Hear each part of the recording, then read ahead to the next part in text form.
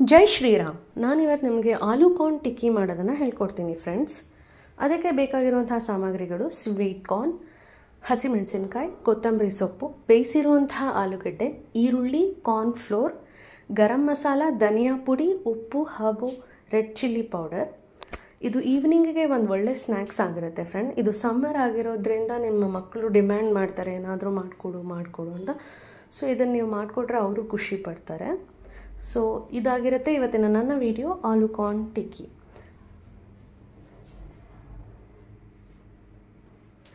Video ಎಂಡಲ್ಲಿ ಒಂದು health tip ಹಾಕಿದ್ದೀನಿ, so ಪೂರ್ತಿ ವಿಡಿಯೋ ನೋಡಿ. ಪೊಟ್ಯಾಟೋನ ಹೀಗೆ ಸ್ಮ್ಯಾಶ್ ಮಾಡಿಕೊಂಡು ಒಂದು ಬೌಲ್ಗೆ ಹಾಕ್ಕೊಳ್ಳಿ. ನಂತರ ಕಾರ್ನ್ ಹಾಕ್ಕೊಳ್ಳಿ. ನಾನಿಲ್ಲಿ ಕಾರ್ನ್ನ 1 ವಿಸಿಲ್ ಕುಕ್ಕರಲ್ಲಿ ಕೂಗಿಸಿದ್ದೀನಿ, ಆಗ ಕಟ್ಟಿ ಆಗಲ್ಲ ಅಂತ. ನಂತರ ಈರುಳ್ಳಿ ಹಾಕಿ, ಹಸಿಮೆಣಸಿನಕಾಯಿ,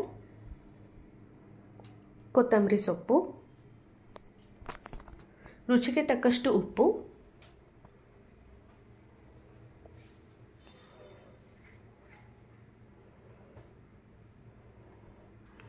ಸ್ವಲ್ಪ ಧನಿಯಾ ಪುಡಿ,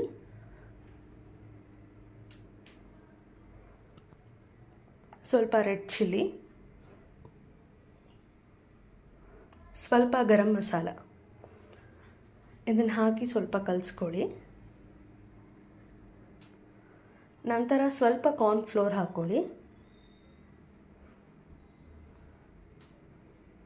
ಸ್ವಲ್ಪ ನೀರಲ್ಲಿ ಕಲಸಿ ಹೀಗೆ ಟಿಕ್ಕಿ ಮಾಡ್ಕೊಳ್ಳಿ.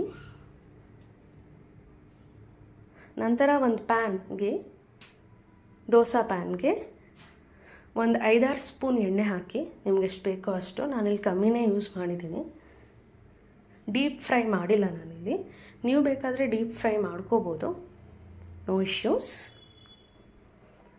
ಈಗ ನೀವು ಪ್ರಿಪೇರ್ ಮಾಡಿರುವಂಥ ಟಿಕ್ಕಿನ ತವಾ ಮೇಲಿಡಿ.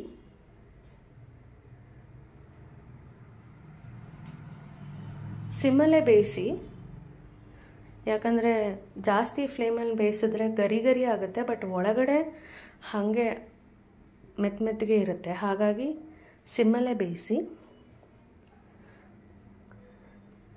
ನೋಡಿ, ಈ ಬಣ್ಣ ಬರೋ ತನಕ ಮಾಡಿ.